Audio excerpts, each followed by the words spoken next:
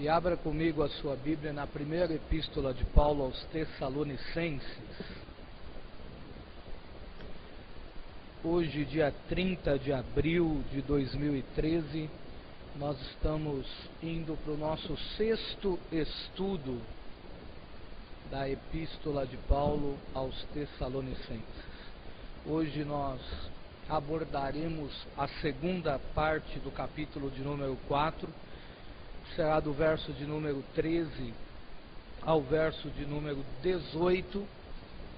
Então abra sua Bíblia comigo, primeira carta de Paulo aos Tessalonicenses, capítulo de número 4, do verso de número 13 ao verso de número 18.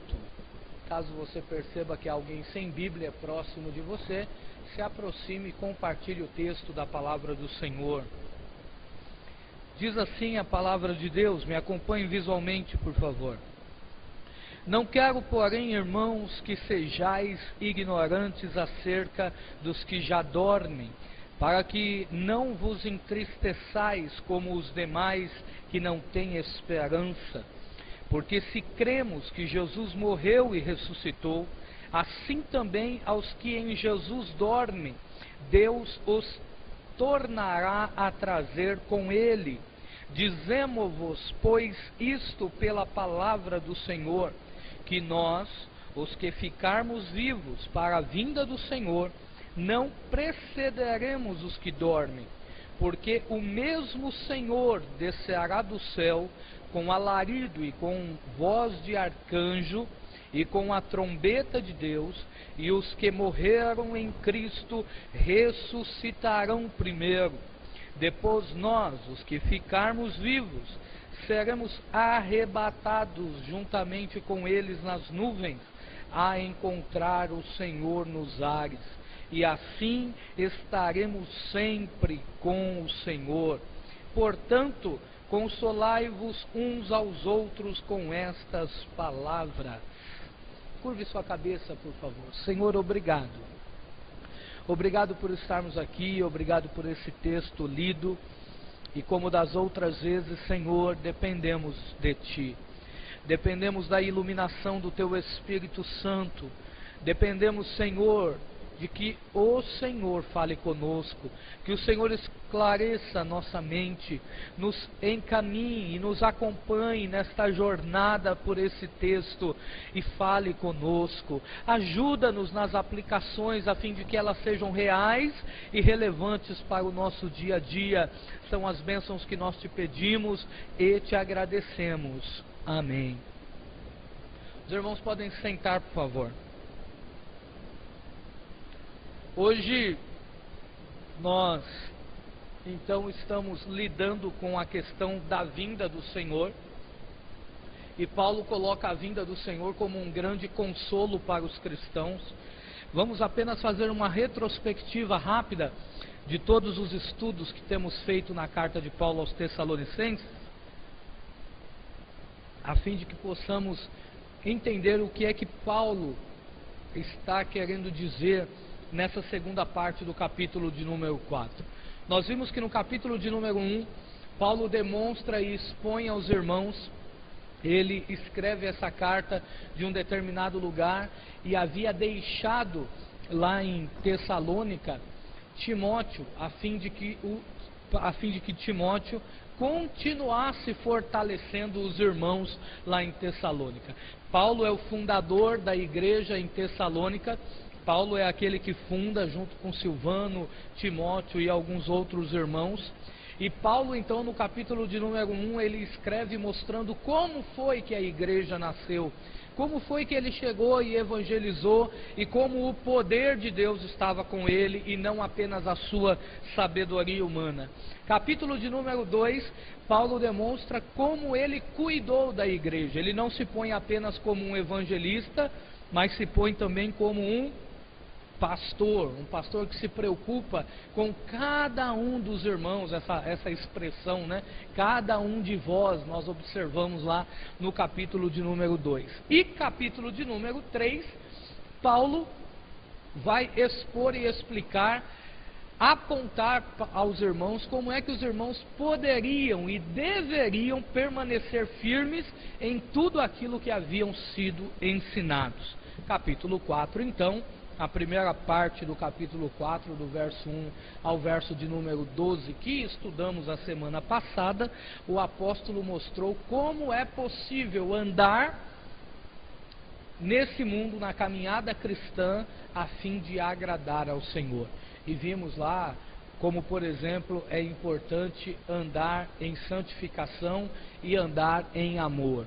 E hoje aqui, nessa segunda parte do capítulo de número 4, verso de número 13 ao verso de número 18, o apóstolo está lidando com uma dúvida que os irmãos tinham na igreja de Tessalônica, e que ao enviarem Timóteo, a Timóteo chegar até ele com as notícias de como estavam os irmãos, Timóteo então chega lá e diz: olha, Paulo, os irmãos lá em Tessalônica têm uma grande dúvida. O que é que ocorre, o que é que acontece com aqueles irmãos que morreram e eles estão mortos? E quando Jesus vier, como é que vai ser? Eles serão desprivilegiados em relação àqueles que estão vivos? Como é que vai ser? Aqueles que morreram servindo ao Senhor, como é que vai ser no retorno de Jesus? Como vai ser? É interessante essa dúvida, porque nós estamos pensando e estudando num contexto em que a igreja vivia totalmente pagão. Tessalônica é uma das cidades do Império Romano, e tudo o que propagava-se no meio pagão, Tessalônica abraçava com grande respeito e devoção aos imperadores.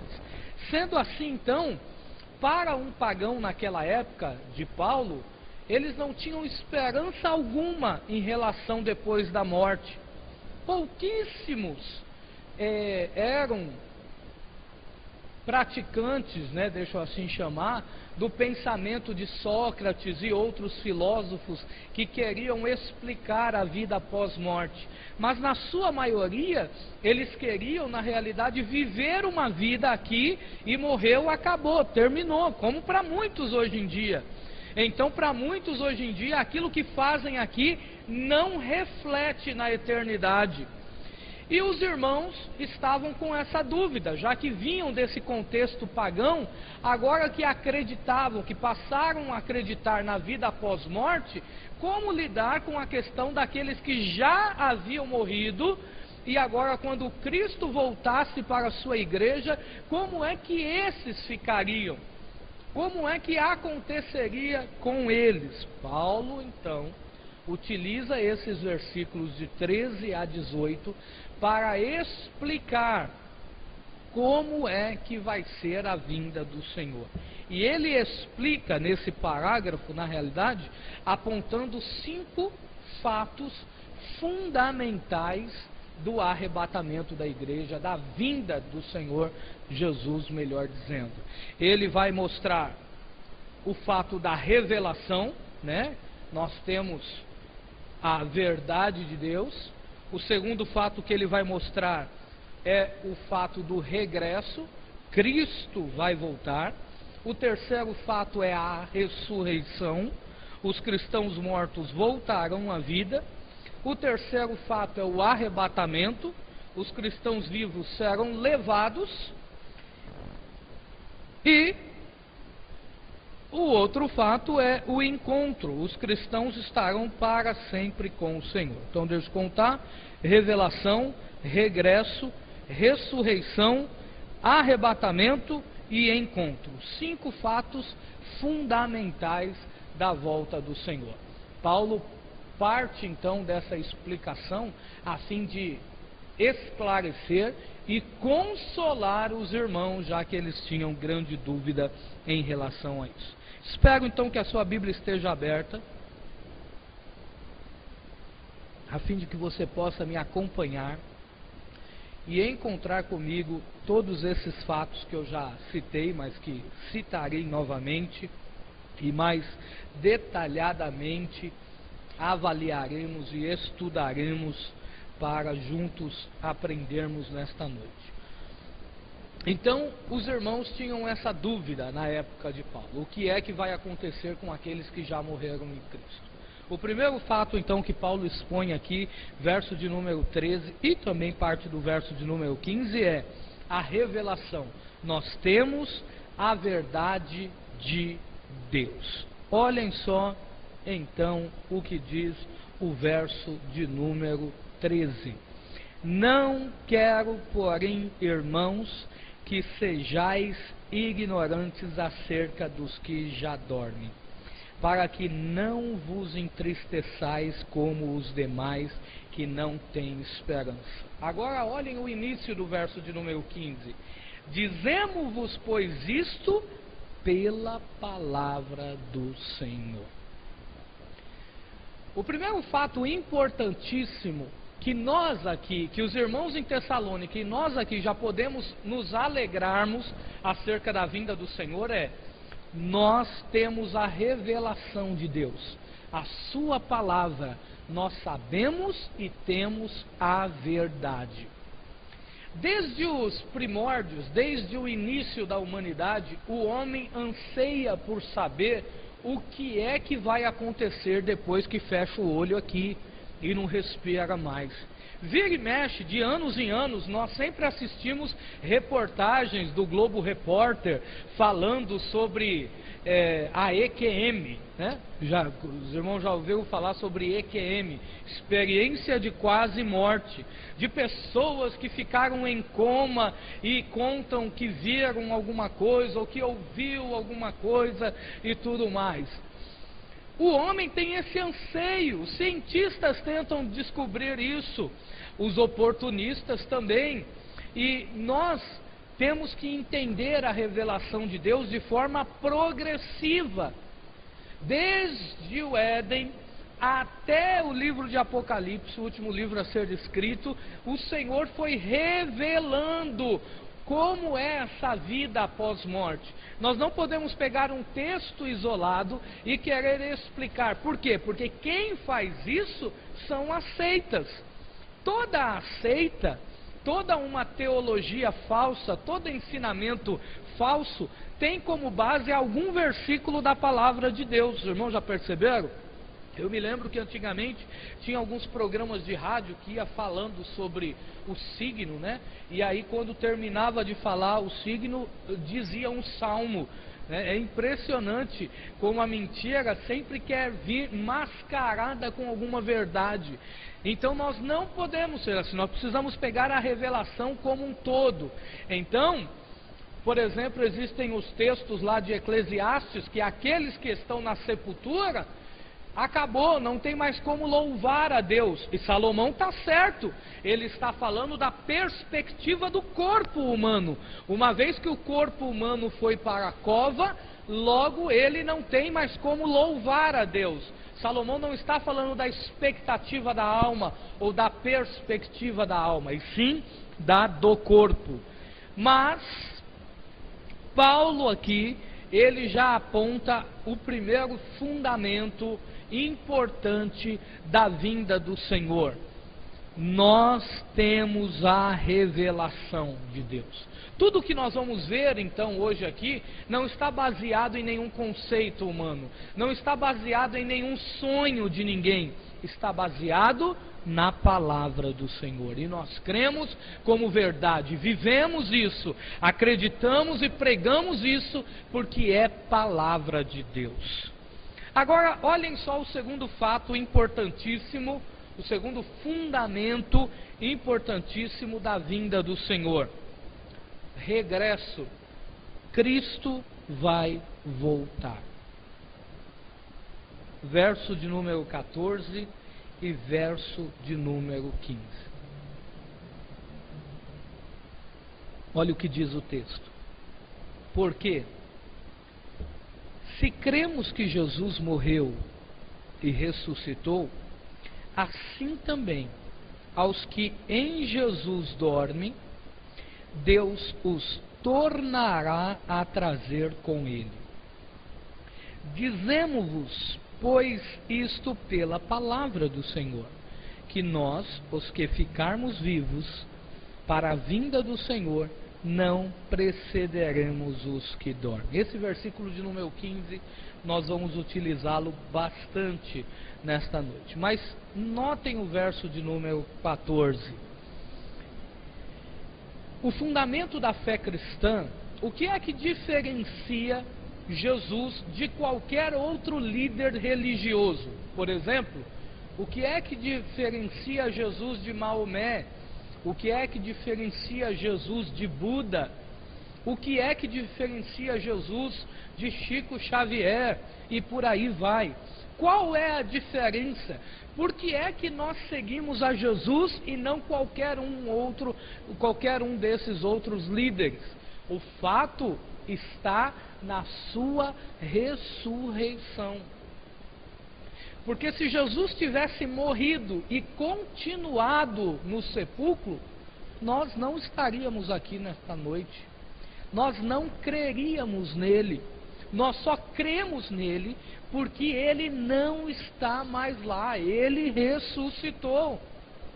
E olha só o que olha o fundamento que Paulo evoca. Nós cremos que ele morreu e cremos que ele ressuscitou, e não só isso, que assim também aos que em Jesus dormem, e essa palavra dormir aqui, Paulo explica ela no versículo de número 16, a trombeta de Deus e os que morreram em Cristo. É sinônimo do que ele está dizendo antes, esse dormir aqui. Então, vamos já sanar uma dúvida. Se alguém te perguntar hoje, aonde estão aqueles que morreram em Cristo? Muitos cristãos dizem, eles estão dormindo no Senhor. E quando falam dormindo no Senhor, não é só no sentido de morrer. Muitos cristãos acreditam que aqueles que morreram em Cristo Jesus, crente, estão dormindo mesmo, estão descansando, estão dormindo lá de olho fechadinho, dormindo, esperando o arrebatamento da igreja. Eu acho que eu já até conversei com um dos irmãos aqui, e um dos irmãos falaram isso para mim. Mas a maioria dos cristãos pensam isso por causa desse termo aqui que Paulo utiliza. Na realidade, Paulo está utilizando este termo dormir em relação ao corpo. O corpo está, quando ele diz dormir, está inativo. Mas os cristãos que estão em Cristo estão com ele, não estão dormindo. O verso de número 14 diz isso. Porque se cremos que Jesus morreu e ressuscitou, assim também aos que em Cristo dormem, Deus os tornará a trazer com ele. Se ele vai trazer, é porque está com ele. E eu acho muito difícil alguém estar dormindo na presença de Jesus Cristo. É muito mais provável que eles já estejam adorando ao Senhor do que está dormindo. Então esse dormindo aqui quer dizer morto, morreu fisicamente, não espiritualmente. Agora notem, Paulo está dizendo que Cristo vai voltar. E o fato de que ele vai voltar aqui, basicamente 2, 3 palavras, quando ele diz, os tornará a trazer com ele, né, apenas essa frase, ela está carregada de muito mais revelação que o próprio Jesus diz.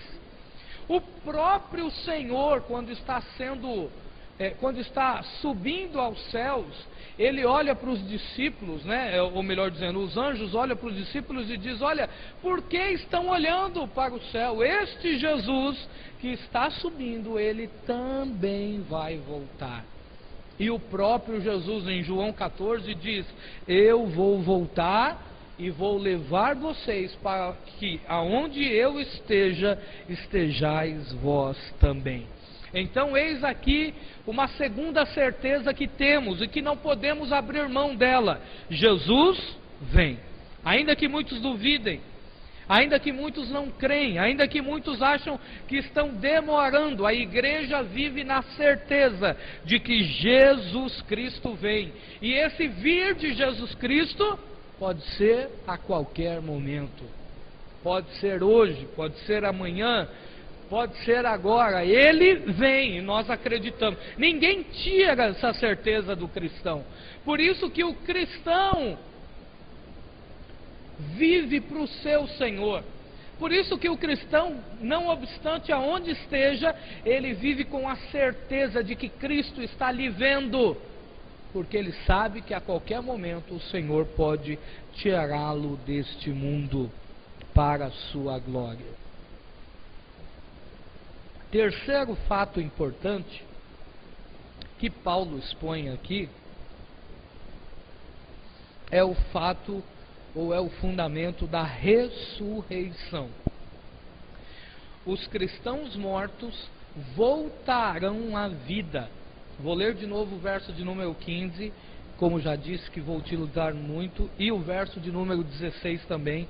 Me acompanhem, por favor. Olha o que Paulo está dizendo.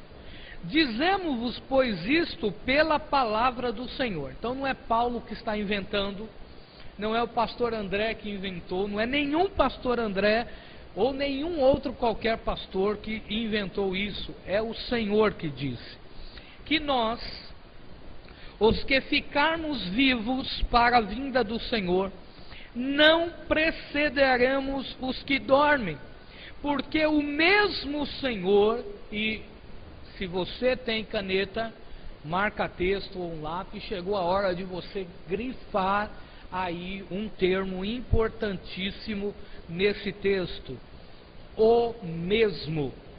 A ênfase que Paulo quer dar é que não é nenhum outro Jesus que vai vir, não é nenhum outro Deus, é o mesmo Senhor, aquele que andou com os discípulos, aquele que ensinou os discípulos, aquele que subiu à cruz, morreu, foi sepultado, mas ao terceiro dia ressuscitou. Esse mesmo Senhor, continuando agora o verso 16, o mesmo Senhor descerá do céu com alarido e com voz de arcanjo e com a trombeta de Deus, e os que morreram em Cristo ressuscitarão primeiro.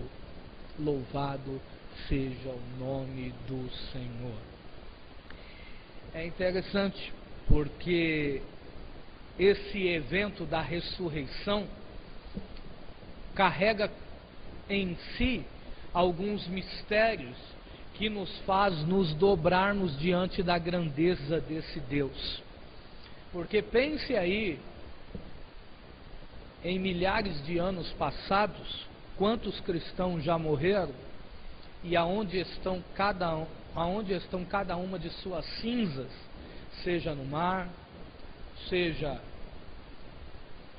sepultado em algum cemitério, seja dentro da barriga de algum peixe que comeu o seu corpo. Não importa onde esteja, não importa aonde estejam as cinzas, em que nicho estejam os restos mortais, não importa em qual ossário esteja, em que país esteja, em que circunstância esteja, Deus ressuscitará todos aqueles que morreram em Cristo Jesus.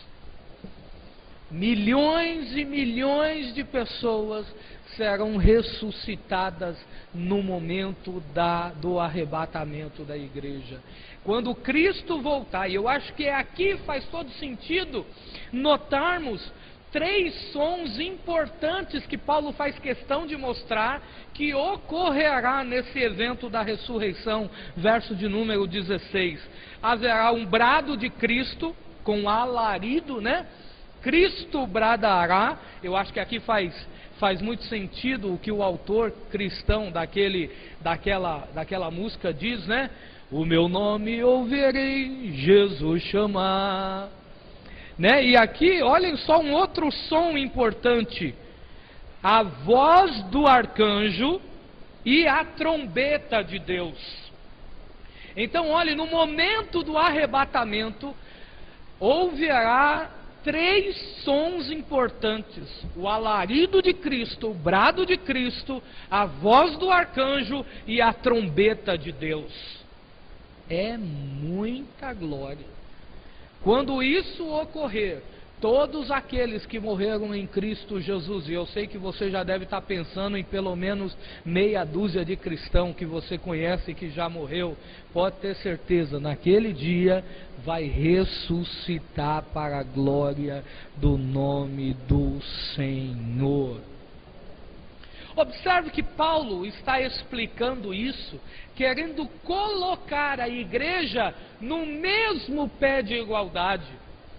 Paulo explica então aqui, nesse fundamento importante da ressurreição, que os mortos voltarão à vida, a fim de mostrar que por mais que eles já ressuscitem com um corpo glorificado, nem nós, os que estivermos vivos, porque aqui toma a mesma ousadia do apóstolo ao dizer o verso de número 15, né? Porque ele diz no verso de número 15, nós, os que ficarmos vivos, para Paulo, ele acreditava que Jesus viria e ele estaria vivo ainda. Então toma a mesma ousadia para dizer isso, e digo que nem nós, os que estivermos vivos, nem os que morreram em Cristo, nenhum precederá o outro no arrebatamento em si. Os mortos ressuscitarão primeiro, já com um corpo ressurreto, com um corpo glorificado. E como é que vai ser esse corpo, pastor? É o mesmo corpo de Cristo Jesus quando ressuscitou. Um corpo incorruptível. Vamos ver um texto que explica melhor sobre essa questão do corpo? Deixa aí sua Bíblia aberta em 1 Tessalonicenses, capítulo de número 4, mas volte um pouco as páginas da sua Bíblia para a primeira carta de Paulo aos Coríntios, capítulo de número 15.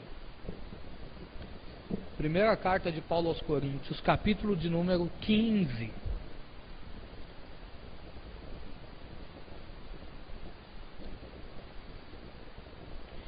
Por que é que os mortos não ressuscitarão com os seus próprios corpos? Eles ressuscitarão de forma que os reconheceremos. Saberemos exatamente quem era, se era o nosso pai, se era o nosso irmão, se era o nosso amigo, o nosso pastor. Reconheceremos, mas eles não ressuscitarão com os mesmos corpos. Paulo explica isso, capítulo 15 de 1 Coríntios, a partir do verso de número 50. Olha só o que ele diz: e agora digo isto, irmãos, que a carne e o sangue não podem herdar o reino de Deus. Então eles não ressuscitarão com os mesmos corpos, em carne e osso. Ressuscitarão já com o corpo glorificado, incorruptível. E como é que é esse corpo? Paulo explica a partir do verso de número 51, me acompanhe nessa leitura que é emocionante, empolgante, maravilhosa. Diz assim: eis que vos digo um mistério, na verdade nem todos dormiremos, nem todos morreremos, mas todos seremos transformados. No momento, num abrir e fechar de olhos, ante a última trombeta, porque a trombeta soará e os mortos ressuscitarão incorruptíveis, e nós seremos transformados, porque convém que isto que é corruptível, o que é corruptível, aquilo que pode pecar, aquilo que pode se corromper, se revista da incorruptibilidade. E isto que é mortal, isso que pode deixar de viver, se revista da imortalidade. Então cumprir-se-á a palavra que está escrita: tragada foi a morte na vitória. Onde está, ó morte, o teu aguilhão? Onde está, ó inferno, a tua vitória? Ora, O arguilhão da morte é o pecado, e a força do pecado é a lei. Mas graças a Deus que nos dá vitória por nosso Senhor Jesus Cristo. Amém? Olha só que coisa gloriosa então. O momento que o cristão mais espera é o momento do arrebatamento da igreja, porque é o momento em que o pecado não haverá mais no nosso corpo, ele será extirpado, arrancado. Você já parou para pensar nisso? O que é viver sem a possibilidade de pecar? Sem a possibilidade de passar qualquer pensamento pecaminoso na sua cabeça? Sem a possibilidade de cometer qualquer ato que o afaste de Deus? No arrebatamento da igreja isso vai acontecer, graças ao poderoso sangue de Jesus Cristo. Aleluia. Então, voltando ao Tessalonicenses, por favor. Então, o que Paulo está explicando aqui é, quando os mortos ressuscitarem, então, já ressuscitarão com o corpo glorificado. E nós seremos transformados. Aqui então começamos o outro fundamento importante, que é o arrebatamento.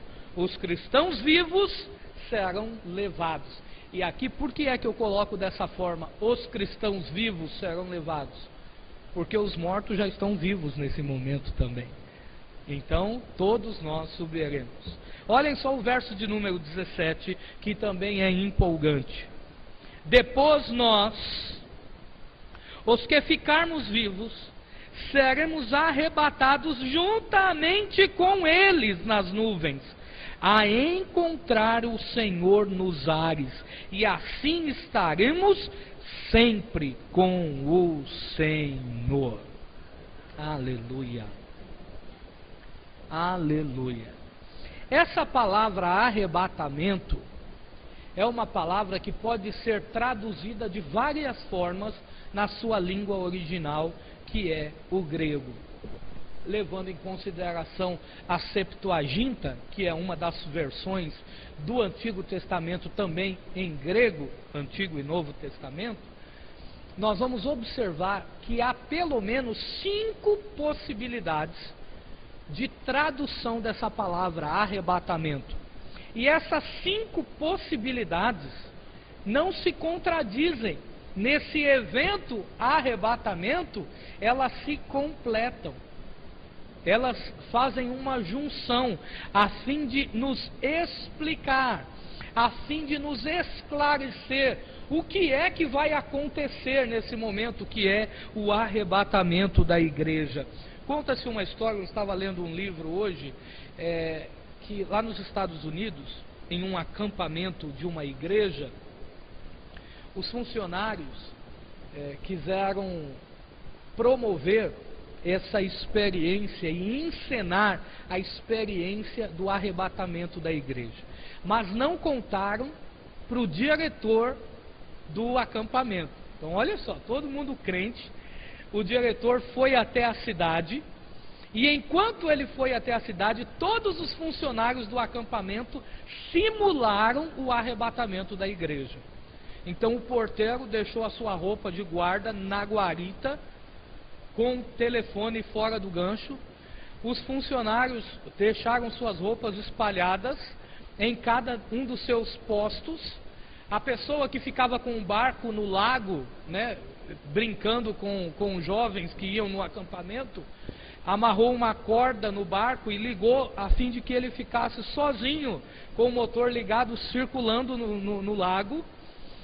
Todos os equipamentos da cozinha, todos ligados, todas as panelas de pressão ligadas e os aventais parados em frente ao fogão. E quando o diretor chega e não vê ninguém, ele fica abismado, preocupado. De repente, alguém da cidade, que já sabia de toda a história, liga para ele e diz: o que aconteceu? Porque aqui sumiu um monte de gente. Ele então fica preocupado e cai de joelho. Enquanto está de joelho, os funcionários aparecem e dizem: é só uma brincadeira. Mas é para o Senhor ver que o arrebatamento será exatamente dessa forma, num abrir e fechar de olhos. Enquanto você estiver lá na sua máquina trabalhando, de repente não estará mais, e a máquina continuará trabalhando. Enquanto o motorista estiver dirigindo o ônibus, o seu veículo continuará sem curso, porque Deus tomará para si aquele que é seu. Mas olhem só, então vamos às possibilidades, às 5 possibilidades dessa palavra arrebatamento. Uma primeira possibilidade é pegar, tomar rapidamente. Essa possibilidade é traduzida lá no texto de Atos 8, quando Filipe está conversando com aquele eunuco. Os irmãos se lembram?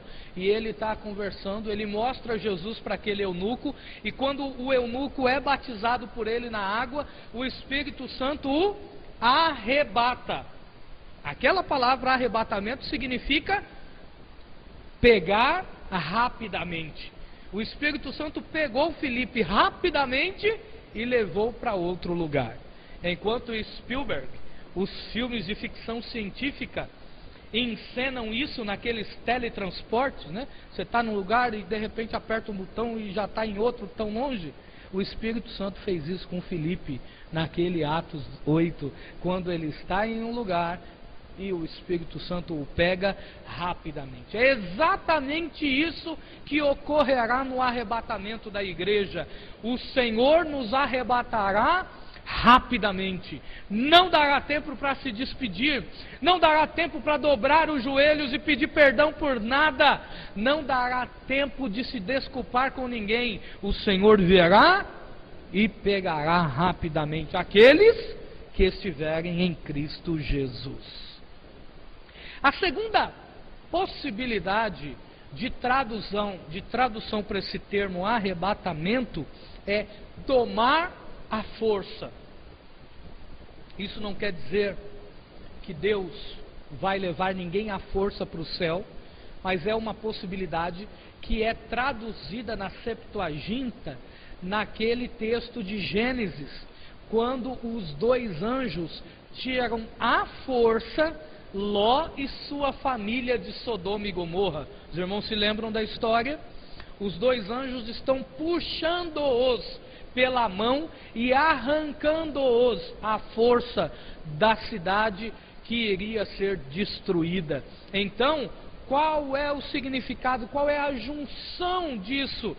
O texto, quando a Bíblia diz que o Senhor vai nos arrebatar, quer dizer que estará nos tirando não só rapidamente, mas também à força, usando o seu poder. Esse é o melhor entendimento nesse quesito.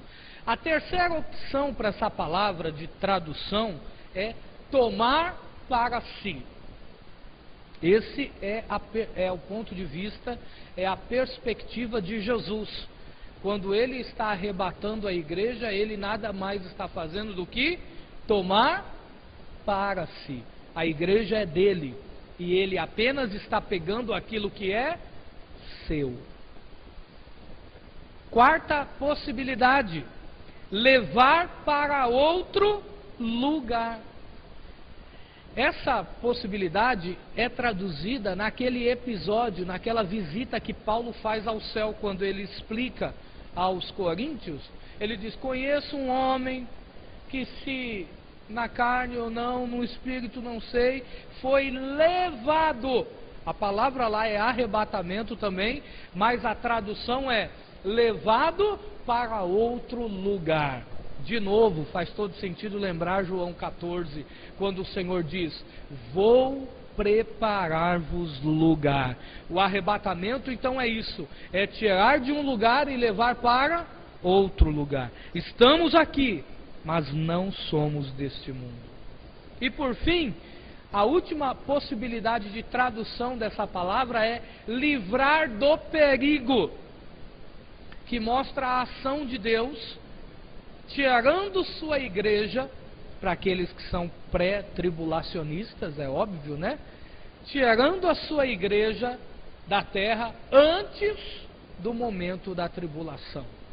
Ao tirar a igreja, começa então a ação do anticristo. Enquanto a igreja não sai, o anticristo não pode se manifestar, porque a igreja é aquele que o detém, porque o Espírito Santo está com a igreja. Mas observem que o verso de número 17 traz um outro termo importante que vale a pena nós entendermos. Eis aqui então uma outra oportunidade. Se você tem uma caneta, um lápis, um marca-texto, grife a palavra encontrar o Senhor. Esse termo, encontrar, aqui no verso de número 17, na época de Paulo, e o grego é fascinante por causa disso. O grego tem várias palavras com o mesmo significado, no sentido simples da coisa, né? Mas com diferenças de aplicação. Por exemplo, você pode dizer que vai encontrar uma pessoa no sentido simples. Eu estava andando no centro de Guarulhos e encontrei o Eduardo, encontrei o Paulo, no sentido comum da palavra. Entretanto, você pode usar esse mesmo verbo encontrar num sentido muito mais formal. Você pode sair de casa e falar assim: eu tenho um encontro marcado, no caso vocês que são solteiros, com a minha namorada ou esposa, eu tenho um encontro marcado com a minha esposa em tal lugar. Esse é um sentido também mais formal, mas escute, o grego, lá a língua grega tem uma palavra que é usada, que é traduzida também como encontro, mas que não é um encontro casual, né? Você está encontrando alguém sem programar, ou mesmo encontrando alguém programado nesse sentido pessoal seu, mas o grego utiliza uma palavra encontro quando você vai encontrar alguém que é algo totalmente oficial. Por exemplo, quando você tem uma audiência marcada, nós mudamos o termo, nós usamos, não é mais encontro, você não tem um encontro com o juiz, você tem uma audiência com o juiz. Na língua grega a palavra não muda, continua encontro a tradução, mas a aplicação muda por causa da terminação. Pois bem, a palavra que Paulo utiliza aqui é exatamente essa. Não é um encontro casual, você não está andando, de repente você encontra Jesus, não. Você também não está encontrando Jesus de forma apenas pessoal, mas é algo oficial. Nós temos um encontro, uma audiência, deixa eu usar esse termo, marcada com Jesus. E não é só eu, não é só o Enoque, é a igreja de Jesus Cristo. Nesse dia, conheceremos o corpo de Cristo, a igreja triunfante. Muitos de nós participamos apenas da igreja militante. Aqueles que já morreram participam apenas da igreja triunfante. Mas haverá um dia que não existirá mais igreja militante, apenas a triunfante, e será no arrebatamento da igreja. Por isso essa palavra encontro aqui quer dizer uma audiência marcada, data e lugar já determinado. O lugar nós já sabemos, é nos ares, mas o dia ainda não. Pode ser hoje, mas eu sei que eu vou estar lá. Eu posso estar dormindo no dia, aqui pode estar sol, ou lá no Japão pode estar, não importa qual é a estação do ano, não importa se vai estar chovendo ou não, nevando ou não, não importa qual vai ser o tempo, essa audiência está marcada e vamos estar lá no nome de Jesus. Glória a Deus. Por fim, esse encontro, que é, logicamente, já um outro fundamento, os cristãos, agora eu quero expor um outro fato interessante. Os cristãos estarão para sempre com o Senhor. Última parte do versículo de número 17. E assim estaremos para sempre com o Senhor. Esse encontro não só tem lugar marcado, não só tem hora marcada, dia marcado, mas tem uma coisa que não está marcada nesse encontro, que é o tempo. É para sempre. Você não vai ser arrebatado no céu como muitos foram, como é o caso de Paulo, que foi e voltou para contar. Como alguns cristãos são, e eu não duvido de nenhuma experiência de ninguém, né, porque quem sou eu para julgar isso? Me preocupo com as coisas que dizem que vêm, com as coisas que andam falando que tem no céu, com as gavetas que tem lá e tudo mais. Com essas coisas eu me preocupo, porque não dá para me conferir biblicamente nenhuma dessas coisas que dizem, mas não quero aqui colocar em xeque a experiência de ninguém. Só que essa experiência que vamos ter, nós não vamos e vamos voltar. Nós vamos e vamos ficar para sempre com o Senhor. Que glória, né? A irmã Marina nunca mais vai reclamar de dor na perna. A irmã Zezé, eu, irmão Marlene, irmão Vanessa, irmão Olavo, irmão Enoque, não precisaremos mais de óculos. Louvado seja o nome de Jesus. Não vai precisar mais tomar dipirona, não vai precisar mais tomar captopril, não vai precisar mais tomar nenhum medicamento, não vai precisar mais controlar triglicérides nenhum, pressão nenhuma, nem diabetes nenhum. Estaremos para sempre com o Senhor, no corpo glorificado. Aleluia! Glória ao nome de Jesus. Não haverá mais lágrimas. Reencontraremos não só o Senhor, mas reencontraremos todos aqueles que já partiram para a eternidade, que estão em Cristo Jesus. Louvado seja o nome do Senhor. Eu não sei você, mas consigo pensar em um monte de nomes aqui, que eu não vejo o dia de reencontrá-los e abraçá-los para a glória do nome de Jesus. Aleluia! Glória a Deus! Paulo conclui essa sessão de forma esplêndida no verso de número 18, porque ele faz aqui de novo um paralelo com aquilo que ele começa no verso de número 13. Nós não somos mais ignorantes acerca dessas coisas. Nós não nos desesperamos mais diante da morte. Sofremos sim a perda, choramos sim a perda, passamos pelo luto, mas podemos ser confortados, consolados com a certeza de que um dia nos reencontraremos para a glória do nome de Jesus Cristo. Olha o que ele diz, verso de número 18: portanto, consolai uns aos outros com estas palavras. Você sabe de alguém que ainda está sofrendo pela perda de alguém que partiu para a eternidade com Cristo? Console esta pessoa e pode ficar tranquilo, esta palavra é fiel, porque é palavra de Deus.